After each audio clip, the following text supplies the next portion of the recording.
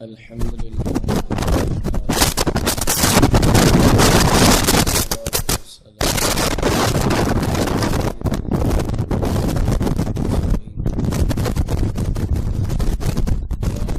آله وأصحابه وأزواجه وعلماء ملته أجمعين. أما بعد، فأعوذ بالله من الشيطان الرجيم. بسم الله الرحمن الرحيم. قال الله تبارك وتعالى في القرآن المجيد والفرقان الحميد في شان حبيبه عليه الصلاة والتسليم: إن الله وملائكته يصلون على النبي يا أيها الذين آمنوا صلوا عليه وسلموا تسليما. درود و سلام. الصلاة والسلام عليك يا سيدي يا رسول الله. الصلاة والسلام عليك يا سيدي يا حبيب الله. الصلاة والسلام عليك يا سيدي يا شفيع المذنبين.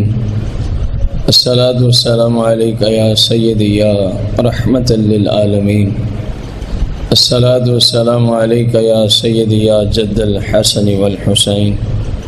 مولاي صل وسلم دائما أبدا على حبيبك خير الخلق كلهم. حمد و صلاة کے بعد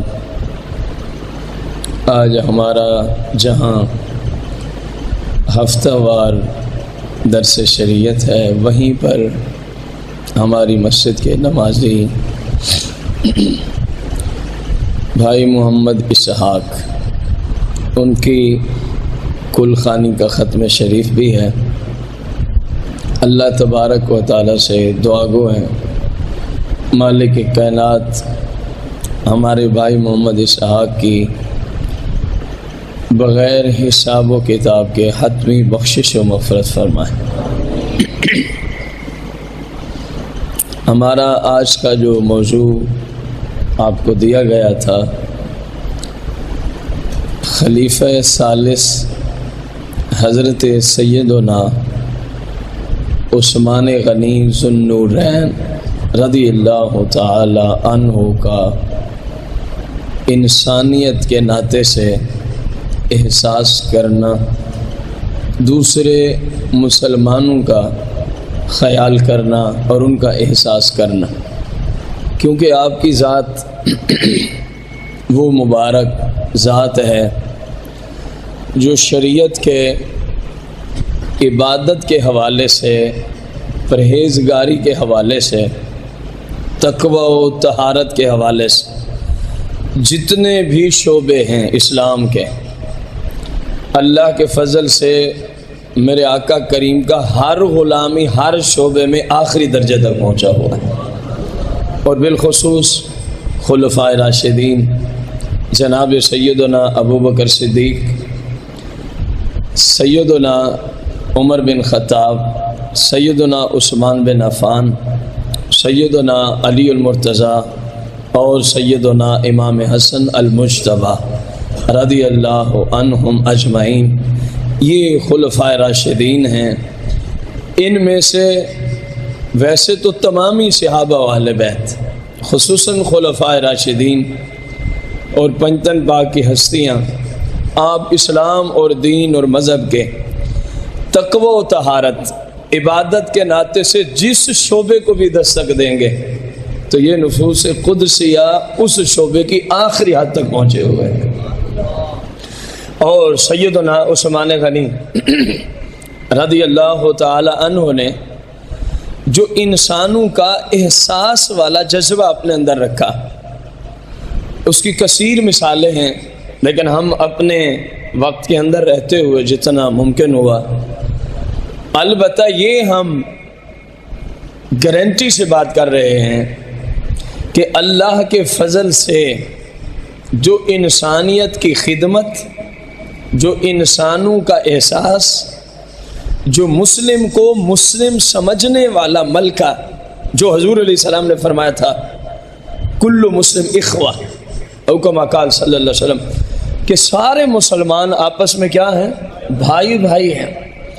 جیسے اس کی مثال میرے آقا کریم علیہ السلام کے غلاموں نے دی، اور خصوصاً سیدنا عثمان غنی ذو النورین رضی اللہ تعالی عنہ نے پریکٹیکلی طور پہ جو اس کی مثالیں قائم کی ہیں، اللہ کے فضل سے نہ اس سے پہلے کہیں نظر آئیں گی آدم علیہ السلام سے عیسیٰ علیہ السلام تک، نہ ان نفوس قدسیہ کے بعد قیامت تک کہیں نظر آ سکتی ہے۔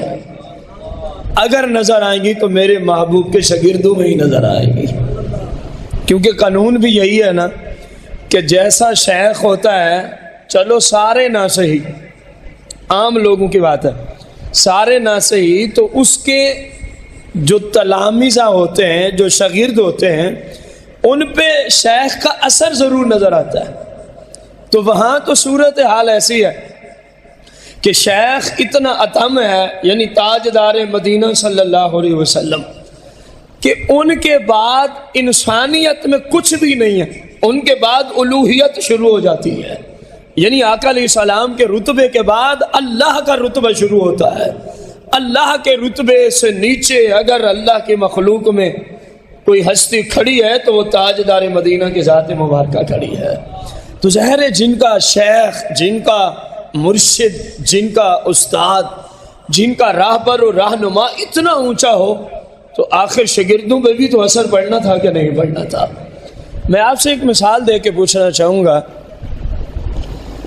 کہ کسی بھی زمانے کی بات کر رہا ہوں، کسی بھی زمانے، کسی بھی دور کی، اگر صورتحال یہ ہو کہ لوگ کسی چیز کے بارے میں مجبور ہوں، پریشان حال ہوں، ان کو اس چیز کی کیا ہو؟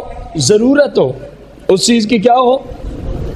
خصوصاً جو تاجر حضرات بیٹھے ہیں ان کو یہ بات بہت زیادہ سمجھ آئے گی، ویسے تو ہر ایک کو سمجھ آ جائے گی لیکن تجارت والوں کو زیادہ ہی سمجھ آئے گی۔ جب ایسے حالات ہوں کہ انسانوں کو ایک چیز کی کیا ہو؟ ضرورت ہو، اور چیز بھی ایسی ہو کہ جس کے بغیر شاید ایک دن بھی نہ گزرتا ہو۔ پانی، کون سی چیز؟ پانی۔ اب پانی کے بغیر ہمارا کتنا گزارا ہے؟ جن کو سمجھ ہے کم از کم وہی بول رہے۔ پانی کے بغیر گزارا، آخر گزارا نہیں ہوتا، تو اسی وجہ سے رب نے قرآن میں مختلف جگہ پہ اپنے بندوں کو سمجھایا ہے جو اللہ کی عبادت نہیں کرتے، انہیں فرمایا تم میری عبادت سے غفلت کے شکار ہو۔ سورہ الواقعہ 27واں پارہ۔ تم سمجھتے کیا ہو اپنے آپ کو؟ رب فرما، تم سمجھتے کیا ہو اپنے آپ کو؟ میں پانی کو رہنے دوں، یہاں یہ اسلوب رکھا، پانی کو ختم نہیں کرتا، فرمایا میں پانی کو رہنے دیتا ہوں، لیکن میں پانی کے اندر ایک وصف پیدا کر دیتا ہوں۔ کون سا؟ حرارت والا۔ فرمایا تمہارے چہرے کے قریب نہیں جائے گا، پیئیں گے تو تب نہ، جب منہ پہ رکھیں گے نا پانی۔ میرا رب فرماتا ہے سورہ الواقعہ میں، فرمایا میرے بندے یہ تیری بھول ہے کہ تو غفلت کا شکار ہے، میں چاہوں تو ایک سیکنڈ سے پہلے سارا کچھ تیرا ختم ہو جائے، لیکن میں غفور رحیم ہوں، میں تجھے ڈھیل دیے جا رہا ہوں، میں چاہتا نہیں ہوں کہ تیرے اوپر یہ ہو، لیکن تجھے سمجھانے کے لیے مثال دے رہا ہوں۔ فرمایا اگر چاہوں پانی باقی رہے لیکن تم پی نہیں سکو گے، تو فرمایا پھر کیسے جیو گے؟ مالک پانی باقی ہے، پی نہیں سکیں گے، ہوگا کیا؟ فرمایا ابھی اس نے اپنے جسم کے قریب ہی کیا ہوگا، منہ تک نہیں جایا ہوگا، منہ تک پہنچے گا تو پیے گا، جسم کے قریب ہی پانی اٹھائے گا، میں اس میں اتنی حرارت پیدا کر دوں گا اس کے چہرے کا گوشت جھڑ جائے گا پانی کی حرارت کی وجہ سے۔ فرمایا تو سمجھتا کیا ہے اپنے آپ؟ اپنے مالک کی عبادت شروع کر دانا۔ ایک جگہ یہ اسلوب رکھا، آخر ضرورت ہے پانی کی تو اسلوب رکھا ہے نا کہ اگر چاہوں تو پانی کو یوں کر دوں، پھر تم زندہ کیسے؟ 29واں پارہ سورہ ملک کی آخری آیت، قل ارأیتم ان اصبح ماؤکم غورا فمن یأتیکم بماء معین۔ محبوب ان سے پوچھیں نا، قل آپ ان سے پوچھیں کہ بتاؤ مجھے ذرا، یہ جس پانی کی وجہ سے تم سیراب ہو رہے ہو، جس پانی کی وجہ سے تمہاری زندگی کا سارا نظام ہے، تمہاری زندگی کا. اور یار پودوں کی نشو و نما ہم میں سے اکثر نے پڑھی ہوگی کہ کیسے ہوتی ہے. ان میں ایک چیز کون سی ضرورت ہوتی ہے کہ نہیں ہوتی؟ ایک چیز کیا ضرورت پڑتی ہے؟ پانی. اب تمام چیزیں جو انسان کھاتا ہے زمین سے ہی اگتی ہیں نا. ان کو کس اگرچہ زیادہ چیزوں کی ضرورت ہے، ہمارا وہ موضوع نہیں، لیکن ان چیزوں میں سے ایک پانی بھی ہے. اللہ فرماتا ہے ان سے پوچھیں جب تم صبح کرو اور پانی کائنات میں ختم ہو چکا ہو، ہم پانی ختم کر دیں، پانی کے خزانے ختم کر دیں، فَمَنْ يَأْتِيكُمْ بِمَاءٍ مَّعِينٍ، اللہ کے سوا کون ہے جو بہتا ہوا پانی تمہاری آنکھوں کے سامنے تمہیں دے؟ فرمایا اگر میں ختم کر دوں تو پھر ساری دنیا ختم ہو جائے گی، پانی تمہیں کوئی دینے والا. آخر پانی کی اہمیت ہے تو قرآن میں رب نے یہ اسلوب رکھا ہے. اب مدینہ منورہ مسلمانوں کو پانی کی شدید ترین ضرورت ہے، اور ادھر پانی کا مالک خود تاجر ہے. چیز بھی ایسی، اس کی ضرورت پہ میں نے قرآن سے 2 آیت کا مفہوم پیش کیا، جس کے بغیر کوئی زندہ، اور جس کے پاس موجود ہے وہ خود تاجر بھی ہے. وہ خود، اس کو آپ یوں بھی سمجھ سکتے ہیں، آپ کے شہر فیصل آباد میں چینی صرف ایک ہی تاجر کے پاس ہو، حالانکہ چینی کی اتنی ضرورت نہیں ہے جتنی پانی کی ضرورت ہوتی ہے، اور کسی تاجر کے پاس موجود نہ ہو تو وہ تاجر کیا اختیار کرے گا؟ اپنا طریقہ کار کیا اختیار کرے گا؟ اپنی مرضی کرے، کہا موج لگ گئی ہے، میرے سوا تو کسی کے پاس یہ چیز ہے نہیں، جو چاہوں گا ریٹ لگاؤں گا. یہی کچھ ہوگا کہ نہیں ہوگا؟ یہی کچھ ہوگا. لیکن میرے آقا کے شاگرد خاص خلیفہ ثالث بئر روما کے ہوتے ہیں مالک. مسلمان پانی کی تنگی میں شکار، ضرورت ہے، خود ہے تاجر. فرمایا ہم ایسی تجارت کرتے ہیں کہ اس سے زیادہ نفع اور کوئی مجھے دے ہی نہیں سکتا. فرمایا جاؤ مسلمانوں، میں نے تمہارا احساس کرتے ہوئے، مسلمانوں کو بھائی سمجھتے ہوئے، خیال کرتے ہوئے میں پانی بیچوں گا نہیں. حالانکہ اگر اس زمانے میں کنویں کی قیمت تھی 10,000 دینار، مجھے 1,00,000 دینار میں خریدنا بھی پڑا ہے، کیونکہ ایک یہودی کا تھا، اس کو پتا تھا مسلمان پانی کی وجہ سے پریشان حال ہے، اپنی مرضی کے پیسے مانگے ہیں. جناب عثمان غنی نے مرضی کے پیسے دے کر یہ نہیں کہا اب جو 4 کلو 1 ڈول پانی لے کے جائے گا اس کو 10 دینار دینے ہوں گے. فرمایا نہیں، ہم ایسی تجارت کریں گے جس کی مثال ہی دنیا میں کوئی نہیں دے سکے گا.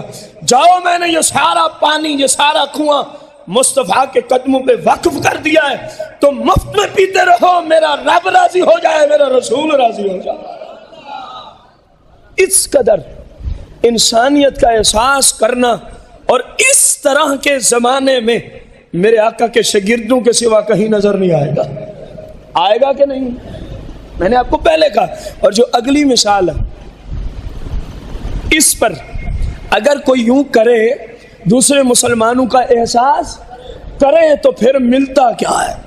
پھر ملتا، میرے آقا دو جہاں صلی اللہ علیہ وسلم فرماتے ہیں اے عثمان غنی، تو نے مسلمانوں کا احساس کرتے ہوئے، حدیث کا مفہوم ہی پیش کیا جانا، مسلمانوں کا احساس کرتے ہوئے اتنی بڑی تجارت کی کہ اتنا مہنگا ترین پانی خرید کے اللہ کی راہ میں فی سبیل اللہ تو نے کیا کر دیا؟ وقف کر دیا. جس کا جتنا جی چاہتا ہے پانی لے جائے، کوئی پیسے نہیں. فرمایا دیکھ، تو نے اگر انسانوں کا احساس کیا ہے، میرا رب کتنا راضی ہوا ہے. میں تجھے کہہ رہا ہوں، اے لوگوں سن لو، میرے عثمان نے بئر روما وقف کر کے مجھ سے جنت خرید لی ہے. اگر بیچتے تو کتنوں میں بیچ سکتے تھے؟ 1,00,000 دینار کا لے کے کروڑ میں بیچے جاتے، لیکن کروڑ دینار سے جنت تو نہیں خریدی جا سکتی. کتنی بڑی تجارت والا انہوں نے معاملہ فرمایا، کتنا بڑا نفع والا سودا. میرے آقا فرماتے ہیں میرے عثمان نے بئر روما مسلمانوں کی ضرورت کے لیے وقف کر کے مجھ سے جنت کو سودا کر لیا ہے. اس موبائل کا میں سودا نہیں کر سکتا، اس کی وجہ یہ میرا نہیں ہے، یہ حقیقت ہے، میرا نہیں ہے، کسی طالب علم سے لیا ٹائم دیکھنے کے لیے. میں اس کا سودا کیوں؟ بولو نا یار. کیونکہ میں اس کا مالک تاجدار ختم نبوت صلی اللہ علیہ وسلم صحابہ و اہل بیت میں بیٹھ کے جملے بول رہے ہیں، میرے عثمان نے مجھ سے جنت کا سودا کیا ہے، تو کوئی چیز اس وقت تک کوئی نہیں بیچ سکتا جب تک وہ خود اس چیز کا مالک تو حدیث کی روشنی میں ماننا پڑے گا۔ رب نے جنت بنائی ضرور ہے لیکن مالک مصطفیٰ کو بنا رکھا ہے، جسے چاہے جنت عطا فرما دے، جسے چاہے۔ دوسری مثال سیدنا صدیق اکبر خلیفہ اول بلا فس رضی اللہ عنہ کے زمانہ قدسیہ میں مدینہ منورہ میں قحط سالی پڑ جاتی ہے۔ قحط سالی کا مطلب ہوتا ہے کھانے پینے کی چیزیں ختم ہو گئیں، کھانے پینے کی چیزیں ختم ہو گئیں، لوگ بڑے پریشان ہیں، آسمان سے بارش نہیں، زمین سے سبزہ نہیں، نہ پانی ہے نہ سبزہ ہے، تو پھر قحط سالی ہی ہونی تھی، بہت زیادہ پریشان ہوتے ہیں، شدید ترین مشکلات کا سامنا، حتیٰ کہ لوگ اکٹھے ہو کے ایک دن خلیفۃ المسلمین امام المتقین سیدنا ابو بکر صدیق رضی اللہ عنہ کی بارگاہ قدسیہ میں پہنچتے ہیں۔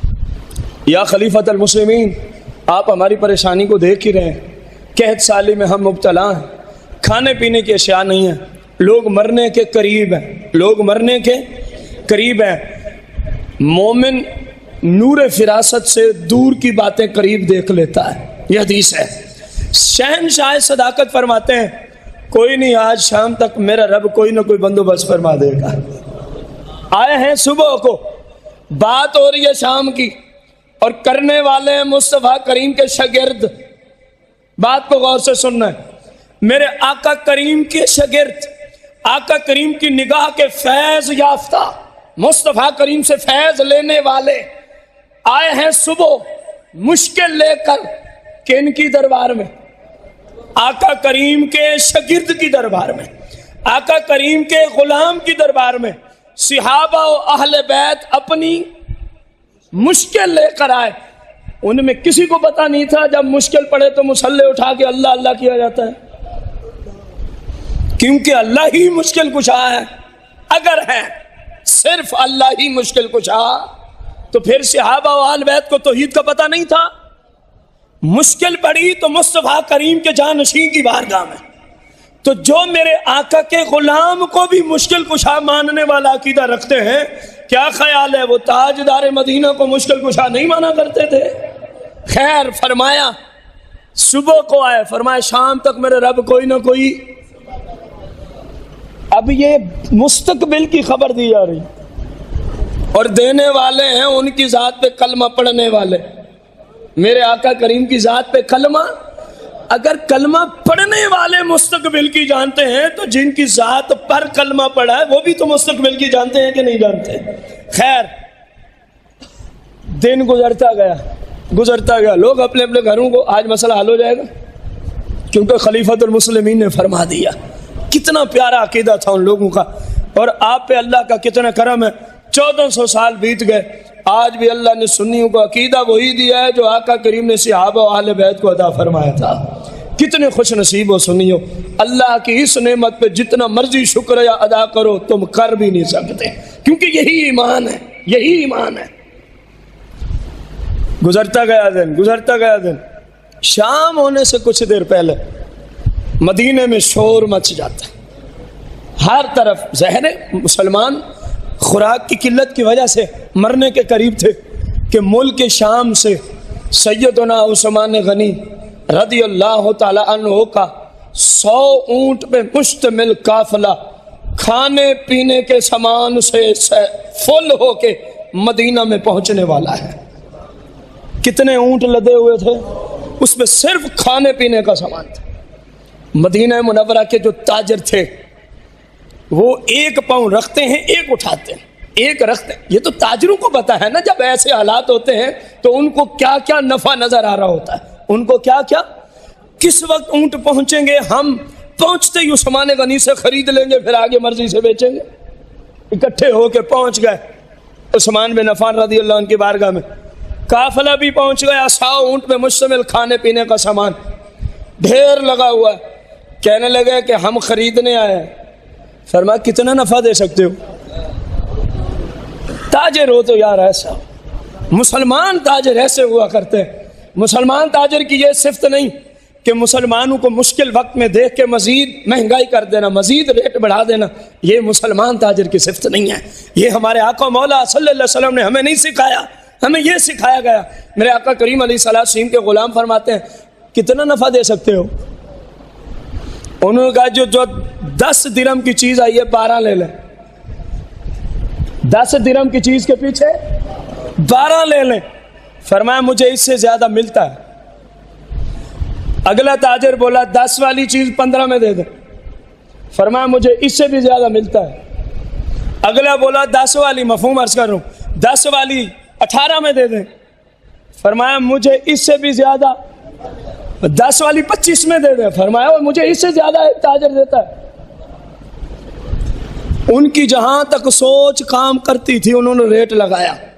میرا عثمان بن عفان یہی بولتا گیا مجھے اس سے بھی زیادہ ملتا ہے، مجھے اس سے بھی زیادہ ملتا ہے. آخر کار تاجر تھک گئے.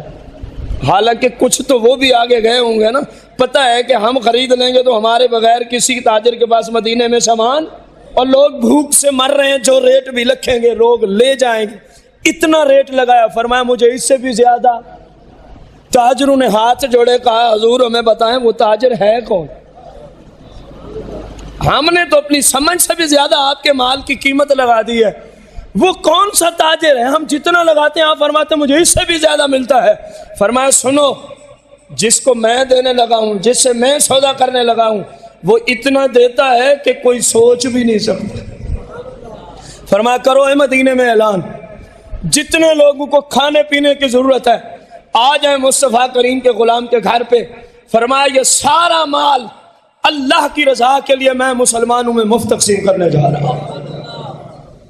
فرمایا اب بتاؤ جو مجھے اس کی وجہ سے میرا رب نفع دے گا وہ تم میں کون ہے جو مجھے دے؟ انہوں نے ہاتھ جوڑے، انہوں نے کہا حضور آپ ٹھیک کہتے ہیں، دنیا میں آپ کو اتنا نفع کوئی دے ہی نہیں سکتا، سوچ ہی نہیں سکتا جتنا آپ نے کما لیا ہے.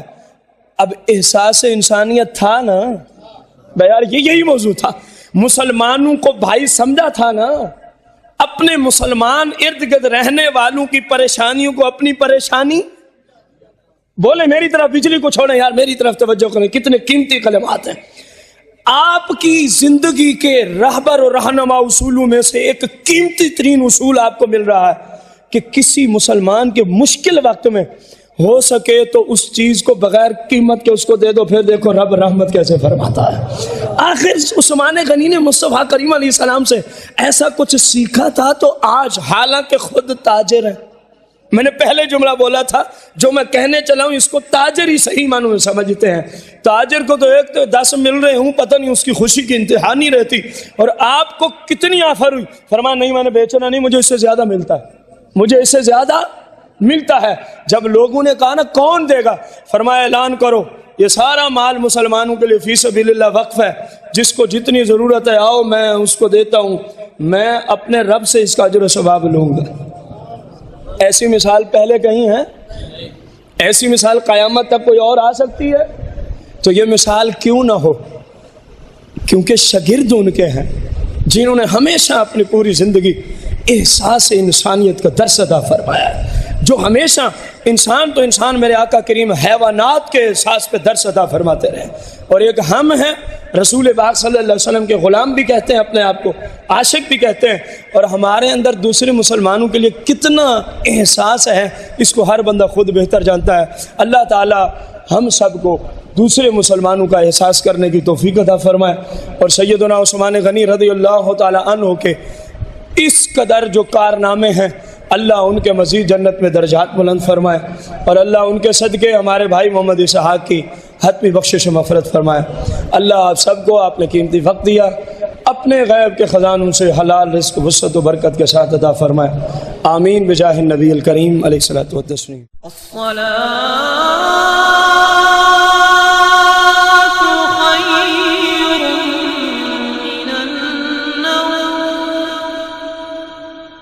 الصلاة